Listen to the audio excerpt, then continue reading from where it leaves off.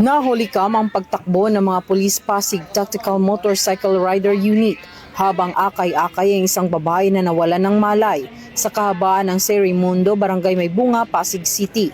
Ang mga nasabing Pasig Police ay kinilalang sina Police Master Sergeant Velloso, Police Corporal Suryo at Patrolman Tagle.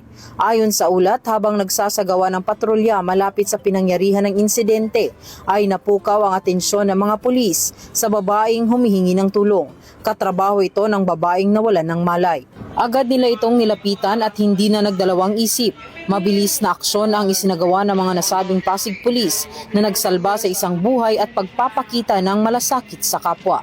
Nadala agad sa pinakamalapit na ospital ang babae at nabigyan ng karampatang atensyong medikal. Ang mabilis na responde ng mga Pulis Pasig ay nagpapakita ng kampanya ng PNP sa ilalim ng kanilang programang Serbisyong Mabilis, Tapat at Nararamdaman na naglalayong hindi lamang mapanatili ang kaayusan kundi maging handa rin sa anumang emergency sa lansangan. Mula dito sa Eastern Police District, ako po ang inyong PNN correspondent, Patrolwoman Jenny Midolor, alagad ng batas, tagataguyod ng Balitang Pulis.